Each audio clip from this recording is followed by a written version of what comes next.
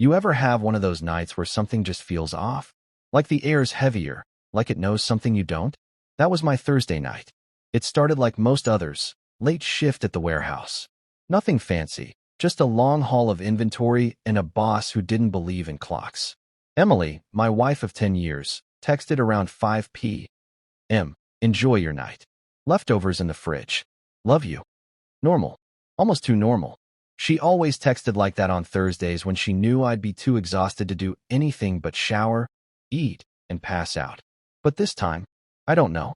Something about the love you felt pasted on, like she knew she needed to say it, but didn't mean it.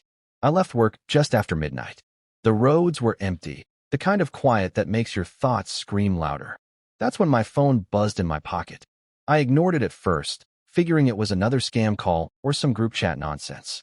Then it buzzed again. And again. I pulled over near a gas station to check. 2 missed calls from Emily. Then one text. Nathan, please come home. Something happened. No emojis. No hearts. Just cold words that immediately made my stomach knot. I floored it the rest of the way. Our driveway's always been a safe place. Nothing but the porch light, our beat-up Corolla, and Emily's flower pots she never waters. But that night, there was something else. A man, lying face down in our driveway. At first, I thought maybe it was a drunk or someone lost. But when I stepped out and got closer, I saw the blood. His nose was smashed in, lips split wide, and one eye already swelling shut. He groaned when I knelt beside him, but he couldn't speak. His shirt was torn, and his phone, an iPhone, was cracked on the ground a few feet away. I backed up, my mind trying to make sense of it. That's when I heard it. Crying. From inside the house. I sprinted to the front door and pushed it open, not even bothering to knock. The living room lights were off except for the hallway glow, and Emily was sitting on the floor, her back against the wall, mascara streaked down her cheeks like war paint. She looked up, saw me, and let out this strange half-sob, half-laugh like she didn't believe I was real. Nathan, she gasped. I didn't know what to do. My throat tightened. Who is that? The guy outside? She shook her head so fast it looked like she might rattle herself apart. He showed up. I didn't invite him, I swear to God. Then why was he in our driveway, Emily? I snapped, my voice rough. Why the hell is some guy bleeding outside our house at 1 a.m? Her hands went to her face, trembling. I didn't know he'd come here. I told him not to. I told him. Told who, Emily? I stepped closer. Who the hell is he? She choked back another sob, then whispered a name I hadn't heard before. Logan. I felt the world tilt. And who's Logan? She looked at me like a child caught in a lie, her lips trembling. He's someone I knew. A friend from before. The word before hit me like a brick. Before what? Before us? Before marriage? Before you decided I was enough? I stared down the hallway, then out the window to where Logan lay groaning on the driveway. And that's when I realized, whatever I thought I knew about Emily, whatever life I believed we had built together, it was cracking. And tonight was the first deep break. This wasn't just about a man in the driveway. This was the beginning of something much, much worse. The silence between us felt like it could swallow the whole damn house. Emily curled into herself on the floor like she was trying to disappear. I didn't move, didn't speak. I was still standing in the doorway with the image of that guy's broken face burned into my retinas. Start talking, I said finally, quieter than I expected. My voice didn't feel like mine. It was too calm, too level for how fast my heart was beating. Emily looked up, tears cutting down her cheeks in jagged tracks. He came over because I ended things. My stomach lurched. Ended what, Emily? She didn't answer right away. Just stared at me, mouth open like she couldn't form the words. Then she wiped her face with the sleeve of her hoodie, the one I gave her on our 3rd anniversary, and said, I was seeing him. A few months. It's over now, I swear. I stood there frozen, brain short-circuiting. Months? Not a slip-up, not a drunken one-night mistake. Months. I had imagined worst-case scenarios before, sure. Everyone does when their spouse works late and suddenly guards their phone like it's a nuclear launch code. But hearing it out loud, it cracked something in me. I almost laughed. Not because it was funny, because it was surreal. So, I said, let me get this straight. While I was working doubles, you were screwing some guy named Logan, and when you finally decided to stop, he showed up here like a lovesick puppy and got his ass beat. Emily flinched. That's not what happened. He got angry, Nathan. He wouldn't leave. He thought I owed him more. I told him I was done and that I was choosing you. Me? I cut in. Now I'm a choice. The air was thick with tension. She looked wrecked. But that didn't move me. Not yet. I was scared, she whispered. He pushed the door open when I told him to leave.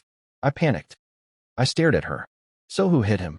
She looked away, her eyes flicking toward the kitchen. That's when I noticed something. A smear of blood on the baseboard. Barely visible unless you were standing where I was. Emily. My voice dipped into something dangerous. Did you do that? She nodded, slow and small. I grabbed the fireplace poker. I didn't mean to hurt him that bad. He was yelling. He wouldn't let me go.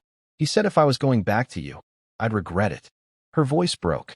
The front of my shirt felt damp. I looked down, my hands were shaking. I wasn't sure which part rattled me more. The fact that she'd cheated, or that I'd just walked into the tail end of something violent and dark and twisted.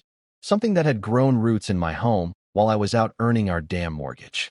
I turned toward the door. The guy was still groaning in the driveway. I'm calling an ambulance, I muttered. Emily lunged forward, grabbing my arm. No, Nathan, please don't. Are you kidding me? I snapped, yanking away. He's bleeding out there. You want to just leave him? Hide it. He'll tell the cops I attacked him, she cried. I'll lose everything. My job, my license. She was shaking now, hands clutched to her chest. I don't care, I said coldly. I'm not covering for this. I'm not your co-conspirator. The words hit her like a slap. I stepped outside, heart pounding, pulled out my phone, and dialed 911. As I stood in the driveway, giving the dispatcher our address, I looked down at Logan, this man I'd never met, who'd been sleeping with my wife behind my back. He coughed weakly, blood in his teeth. He looked up at me with one swollen eye. You must be Nathan, he croaked. I said nothing. The sound of sirens began in the distance. But inside me, a much louder siren had started wailing, a warning I'd ignored for too long. This wasn't the end of something. It was the beginning of war. The flashing red and blue lights painted our house in a rhythm that didn't match my heartbeat. It was slower, almost indifferent. Like the world outside didn't care what was burning inside our walls. I watched the paramedics lift Logan into the ambulance. He winced as they rolled him onto the stretcher, his eyes glassy but sharp enough to shoot me one last look. It wasn't hate. It was smug. That made something inside me snap. The officer who showed up, Officer Downey, badge 4121, was young, too young to be dealing with this kind of mess. He had kind eyes, though, the kind that make you want to spill your guts. Sir, can I talk to you over here? He asked, motioning toward the sidewalk. I nodded, casting one last glance at Emily. She was still on the porch, arms wrapped around herself like she was the victim here. Her hoodie was streaked with something dark, blood, probably, and her eyes wouldn't stop flicking between me and the stretcher like she was trying to calculate the right expression. Downey cleared his throat. You the homeowner? Yeah, Nathan Lewis. That's my wife, Emily. He jotted that down. Can you tell me what happened tonight? I hesitated. This was the moment. The fork in the road. I could lie. Cover for her. Say it was a home invasion or some drunken ex showing up uninvited. Or I could tell the truth. So I did. I came home from work, I said. Found that guy in my driveway. Beaten. Bleeding.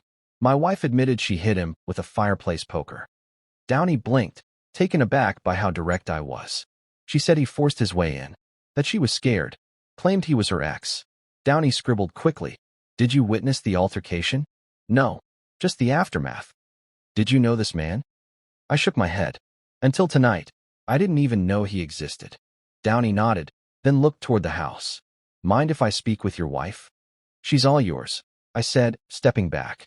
Watching him walk toward her was surreal, like watching a scene from someone else's life. This wasn't supposed to be my marriage. My life. We were boring. Vanilla. Mortgage, Netflix, date nights at Olive Garden. Not midnight violence and police interviews. I wandered around the side of the house to get away from the sirens, away from her. My breath fogged in the night air even though it was June. My hands trembled. I didn't know if it was adrenaline or heartbreak, or both. I leaned against the garage, staring up at the stars like they might explain something. Anything. That's when I heard it. Her voice, rising. I didn't invite him. He just showed up. I tried to tell him to leave. Then a softer murmur from Downey. I couldn't catch the words, but I caught the tone. Professional. Skeptical. Good.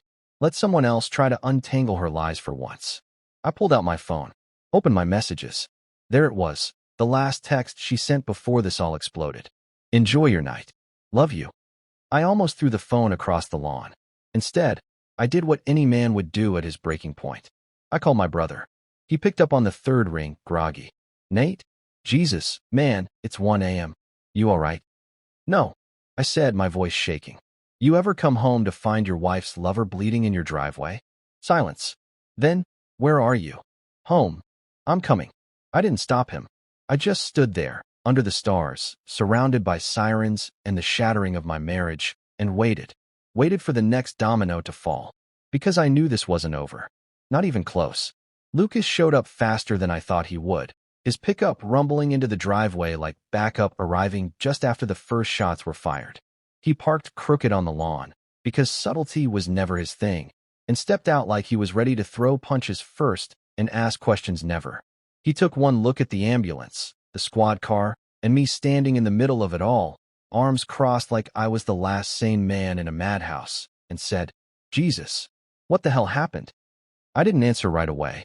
My eyes were locked on Emily, sitting on the porch steps wrapped in a thin blanket one of the EMTs had tossed her. She looked hollow, like the blood had drained from her long before the paramedics arrived. She was seeing him, I said quietly. Months. I come home, and he's bleeding out in our driveway. Lucas let out a breath. And she admitted it? Yeah. Claimed she ended it. Said he came back mad. She hit him. With the fireplace poker. Self-defense, he asked. That's the story, I muttered. But who knows anymore? We stood in silence as the paramedics loaded the guy, Logan, into the ambulance. He was conscious now, blinking slowly, face swollen and broken. As they shut the doors, he actually looked at me and smirked. Like he was the victim here. Like I was the joke. A cop who'd been talking with Emily started walking toward us. His face was unreadable, professional. He didn't bother with introductions. He's claiming he was invited, the officer said. Says she changed her mind mid-conversation and attacked him. Lucas scoffed. Of course he is. The officer didn't flinch. We'll investigate. For now, we're collecting the weapon and logging the incident. There will likely be charges filed, one way or another. I just nodded. I didn't have anything left to say. Everything I wanted to scream had already been sucked out of me the second I saw Emily's face fall apart on the porch. When the ambulance and the squad car finally pulled away, the flashing lights left behind an eerie quiet, like the house was holding its breath, waiting to see what would happen next. Emily stood slowly and walked toward me. Nathan, I didn't think it would get this far. Yeah, I said, voice flat. Nobody ever does. I panicked, she said. He showed up. I told him I was done. He threatened to tell people, to ruin my reputation. You let it go on for months. I cut in. You opened the door. You gave him the idea he belonged here. Her eyes filled again. But I was past tears, past apologies. Lucas stepped in. You're staying with me tonight. You're not spending another minute in this house. I didn't argue. I couldn't. The only thing I wanted more than answers was distance. As I climbed into Lucas's truck, I looked back at the porch one last time. At the blanket around her shoulders. At the cracks in the paint. At the woman I thought I knew. Then I looked forward. Because that's where I needed to go. Whatever happened next, it was going to be a hell of a ride. Lucas's place smelled like motor oil and old pizza. The kind of bachelor pad where socks disappear and half-empty energy drinks breed in the wild. Still, that night, it felt like sanctuary. He tossed me a blanket and pointed to the beat-up couch. Guest suite. No minibar, but the cushions are only slightly cursed. I didn't laugh. I couldn't. My brain wouldn't let me. I sat there staring at the ceiling like it might spell out the part where this all made sense. Emily. Logan. The lies. The look in her eyes when I walked through that door. Lucas sat across from me, sipping cheap beer, watching me like I was a bomb with a faulty timer. She's not the woman you married, man, he said. You know that, right? I nodded. I just don't know when she changed. She didn't change, he said. She just stopped pretending. That hit harder than I expected. I pulled out my phone, scrolling through old photos of us. Smiles. Vacations. Her birthday last year. Cake smeared on her nose. Laughing in our kitchen like nothing could ever go wrong. I wanted to believe that version of her still existed. That she hadn't been faking it all. Then, almost on instinct, I opened a browser and searched Logan Emerson, Columbus, Ohio. No clue why. Maybe I thought seeing his LinkedIn page or some old mugshot might explain things. Instead, I found something else. A real estate site. Logan Emerson, licensed agent, specializing in quiet luxury properties. Smiling in a navy blazer, arm draped around some woman. His business partner, apparently. Reviews called him charming. Professional. Discreet. Discreet. Yeah, I bet. I clicked deeper. Found a listing for a condo on the west side. Recently sold. Guess whose name was on the lease 6 months ago? Emily Lewis. Our address. She'd co-signed it. My heart dropped. This wasn't just a fling. It wasn't some heat-of-the-moment mistake. She'd helped him get a place. She'd invested in this man. Lucas noticed the color drain from my face. What did you find? I turned the screen to him. Tell me this looks like a one-night stand. He stared. Jesus. She was helping him. Or hiding him. Or both. What the hell else don't I know? Lucas took the phone, tapping through the links. You got a lawyer up, Nate. This isn't about a broken heart anymore. It's about leverage. That word. Leverage. It sounded clinical. But that's what this was becoming. A Cold War wrapped in a marriage certificate. I couldn't sleep. Not really. Every time I closed my eyes, I saw Logan's bloody face. Emily's tears. Our porch light flickering above it all like some broken spotlight on a collapsing stage. Around 4 a.m., I got up, sat at Lucas's kitchen table, and opened my email. I typed out a message to myself. A list. Everything I knew. Everything she said. Everything I'd found. I titled it The Truth as I Know It. If this turned into a legal nightmare, I wanted a record. Not of my feelings, but of the facts. Emily's timeline didn't hold water. And now, I was pretty sure it never had. Because when someone invites their lover into your home, and you catch him bleeding in your driveway, you stop asking why. You start asking how long, and how much worse it's going to get. I didn't sleep. Not a second. The sun was just rising when Lucas's coffee machine sputtered to life. He shuffled into the kitchen shirtless, scratching his stomach, and handed me a chipped mug like we'd done this 100 times. No words. Just caffeine and whatever the hell this was now.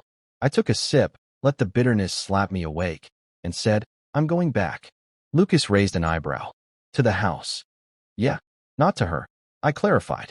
To get answers. There's more going on here, and I want her to say it out loud. No tears. No drama. Just the truth. He nodded slowly. You want backup? No, I said. I want her alone. The drive back was like moving through the wreckage of a life I didn't recognize anymore. Our neighborhood looked the same. Kids on bikes, someone mowing their lawn, birds chirping like the world hadn't cracked in half. But it felt different. Distant. Like I was driving through someone else's memories. Her car was in the driveway. Logan's blood had been cleaned up, but the concrete was still stained. A dark reminder. I stepped inside. Emily was in the kitchen, hair tied back, still in that oversized hoodie. She looked like she hadn't slept either. The air was thick. Unspoken things hanging like smoke. She turned. You came back. I didn't come back, I said. I came for the truth. She swallowed. I already told you. No. I snapped, sharper than I meant. You told me a version of events that barely holds together. I want the real one. The version you didn't have time to script. She looked down at the floor. It started last fall, she said finally. We met at a networking event. He was charming. Said all the right things. At first, it was just texting. Then lunch. Then you let him in. I finished. She nodded. I didn't mean for it to last. I didn't mean for it to be anything more than. I don't know. A distraction. I thought I could control it. You signed a lease with him, I said, throwing my phone on the counter with the page still pulled up. That's more than a distraction. Her eyes widened. I didn't what? West Side. Condo. You co-signed. She stepped back, color draining from her face. No, that wasn't. I didn't know he said it was just paperwork for a business deal. Said he needed a second name for credibility. I didn't even read. I held up a hand. Don't pretend to be the victim of your own choices. She broke then, like a dam bursting. Tears. Apologies. Half-truths tangled in emotion. But I didn't move. I just stood there, letting her unravel, because I needed to see it. Not the pain. Not the regret. The cost. I never stopped loving you, she whispered. That doesn't mean a damn thing, I said. Love without loyalty is just a weapon. She flinched. I turned to leave. I couldn't take it anymore. The air in that house felt poisoned, like breathing it in might infect me with her lies. At the door, I paused. You should talk to a lawyer. And you should probably tell the cops the whole truth before Logan does. Nathan, what are you going to do? I looked at her over my shoulder. I'm going to find out how far this goes. And then I'm going to decide if burning it all down would hurt more than pretending it's still standing. Then I walked out. And this time, I didn't look back. It's funny how the familiar turns foreign after betrayal. The streets I used to drive daily, the coffee shop on 7th, the shortcut past the hardware store, all felt like backdrops to a life that wasn't mine anymore. Just props on the set of a show I'd been canceled from. I didn't go back to Lucas's. I drove. Aimless, really. Thinking would have helped, but my mind wasn't giving me thoughts. It was just reruns. Her face. The way Logan smirked through broken teeth. The condo listing. The sound of her voice saying, I never stopped loving you. Lies, all of it. Love without loyalty? That's not love. That's possession. Eventually, I found myself parked outside my high school. I hadn't even realized where I was going. The empty lot. The cracked blacktop. The mural the art kids painted last year. Safe. Steady. Like it hadn't moved an inch while my whole world collapsed. I unlocked my phone and opened the file I'd started the night before. The truth as I know it. I added a line. Emily claimed Logan tricked her into co-signing a lease.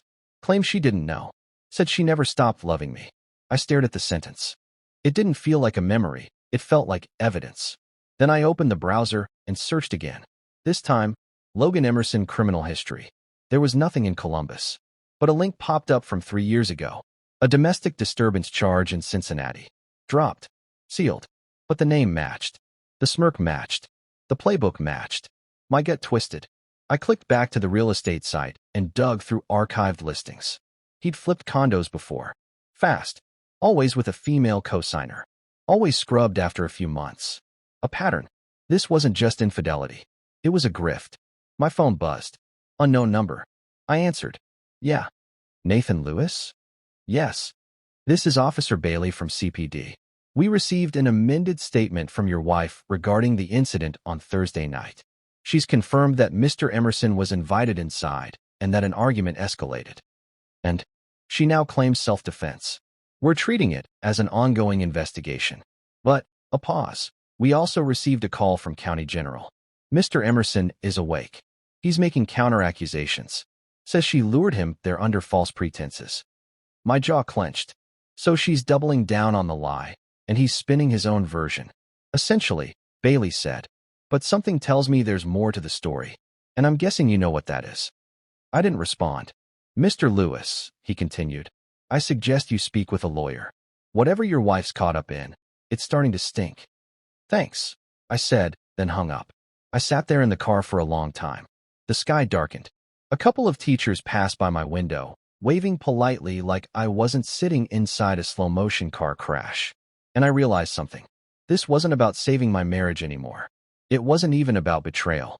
It was about survival. Emily had crossed a line I didn't know existed. And she wasn't just in over her head. She was dragging me down with her.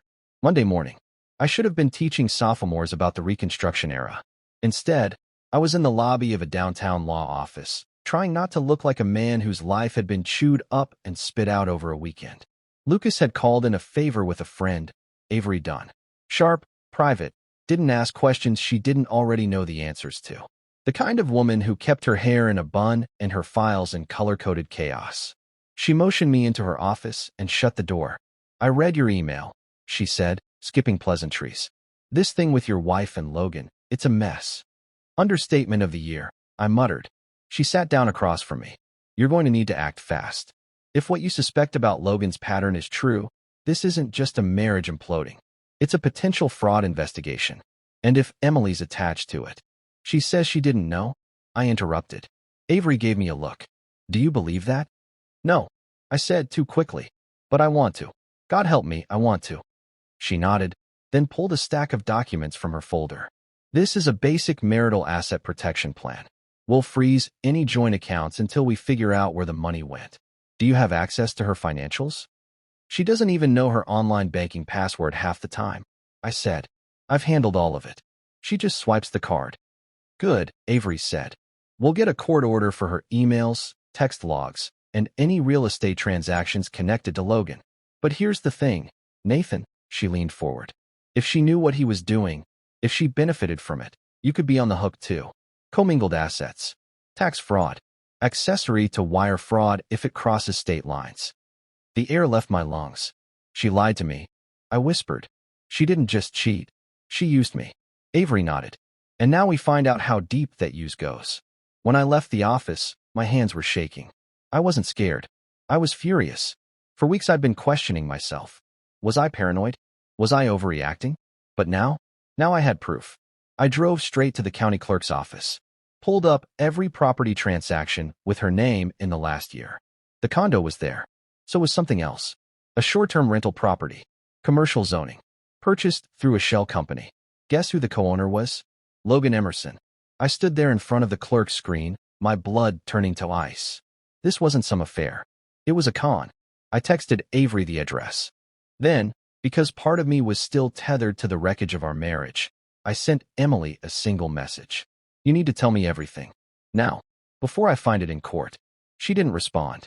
But 15 minutes later, her name popped up on my screen, calling. I let it ring twice before answering. Nathan, she said. Her voice was hoarse. Wrecked. Please. I didn't know what he was doing. I swear to you I didn't. Then why is your name on a business property with him? I said. Why is your signature next to his on a contract dated 2 weeks after you told me he was just a co-worker? Silence. I didn't read the documents, she whispered. You keep saying that, I said. You didn't read the lease. You didn't read the business forms. You didn't read the room, Emily. Are you just stupid, or were you hoping I'd be? She broke then. I heard it in the ragged breath, the shattering sound of whatever lie she had left. He said it was just paperwork, she sobbed. That it wasn't real. That it would be over soon. He said he loved me. Yeah. I said coldly. Well, now he's loving you all the way to a fraud investigation. I hung up, not because I was done hearing her, but because I was finally ready to stop listening. 2 days passed like wet concrete. Slow, heavy, and suffocating. Emily didn't call again. Not that it mattered. My lawyer had advised against further contact. Let her stew, Avery said. If she's innocent, she'll come forward with documentation. If she's guilty, she'll try to twist your sympathy into silence. I didn't trust either outcome. The morning of the hearing to freeze our joint assets, I found myself parked in front of the West Side condo. Logan's name was still on the mailbox, taped beneath a realtor sticker like a mask barely clinging to its disguise. I didn't get out of the car. I just sat there, staring at the front door, trying to picture the version of my wife who used to hum while sorting laundry, standing in that building, co-signing shady contracts with a man who left blood on my driveway. I still remembered the first apartment Emily and I shared. Second floor. Tiny kitchen. No dishwasher. We ate frozen pizza on a futon and talked about our dreams like they were appointments we hadn't scheduled yet. She'd changed. Or maybe that part was the costume. Avery texted me mid-thought. Judge signed the injunction. Accounts frozen. We're secure. Small victories. But even those felt like losses with better lighting. That night, Lucas and I sat on his porch drinking beers like we were 22 again. I told him everything. Every document. Every lie. Every inch of rope Emily handed Logan, and herself. Lucas stared at the label on his bottle, shaking his head. So what's next? I didn't answer right away, because that was the question I kept dodging. What was next? Divorce was obvious. The trust was gone. But this was bigger than vows. Bigger than betrayal. She hadn't just broken our marriage. She'd cracked the foundation under my entire reality. I finally said, she's going to try and flip it. Paint herself as the victim. Say she was manipulated. That she didn't know. That I was emotionally distant. That I drove her to it. Lucas laughed bitterly. Classic playbook. Cheater cries victim. Just be ready. I am, I said. But it's not enough to win the divorce. I want it all out. Public. On paper. I want people to know what she was willing to risk for a man who couldn't even stay conscious through a concussion. Lucas held up his bottle. To truth, then. To the whole damn thing. I replied, clinking his. My phone buzzed. Unknown number again. I answered, jaw tight. A shaky voice came through. Nathan, it's me. Logan. I froze. How the hell did you get my number? Emily gave it to me, he said. Look, I think we need to talk. No, I snapped. We don't. He hesitated. You need to know, she's not telling you everything. And I'm not the villain you think I am. You broke into my house. I walked in, he corrected. The door was open. She told me to come. She didn't expect you home early. Because she didn't know I was coming, I muttered. Silence on his end. Then, she lied to both of us, man. You think she's just some idiot who fell into a scheme? She ran this thing. The shell company? Her idea. She wanted to bury money. She said it was to protect you. From taxes. From audits. My blood turned to ice. She didn't sign anything without knowing, Logan said. Not once. You're lying. I've got receipts, he said. Emails. Drafts. Texts. I sent copies to my lawyer. You'll see them eventually. But if I go down for this, she's not walking away clean. Click. I ended the call. Stared into the darkness beyond Lucas's backyard. And for the first time since this all started, I realized. I might have underestimated just how far Emily was willing to go. I didn't sleep that night. Not out of fear, out of clarity. It's one thing to be blindsided by betrayal. It's another to realize you've been sleeping beside someone capable of weaponizing trust like a scalpel. By morning, I was on the phone with Avery. He called. I said. Logan. Said she was deeper in than I thought. Claimed she masterminded the shell company. Knew everything. Avery didn't even sound surprised. Good. If he has documentation, that can exonerate you. Make sure we subpoena his records. I'll get the paperwork filed by noon. Do you believe him? I asked. She paused. I believe neither of them. I believe proof. While she handled the legal end, I handled the emotional fallout. I messaged my school principal. Told her I was taking extended leave. Said, family emergency, and left it at that. She didn't ask questions, just told me to take care of myself. I appreciated that more than I expected. Later that day, Emily texted me again. I need to talk. Face to face. Please. For a moment, I almost ignored it. Then I realized I didn't need to see her one more time. Not for closure. Not for hope. For confirmation. I told her to meet me at the park. Public. Neutral. No games. She showed up looking like a ghost. Pale, thinner, bags under her eyes like she'd aged a decade in a week. She didn't sit. Just stood in front of the bench like she wasn't sure if she was still welcome to exist in my presence. Thanks for coming, she said. Let's not pretend this is a favor, I replied. She winced. I wanted to explain, she started. Don't, I said. I've heard it all. You didn't know. You were manipulated. You were scared. You were in love.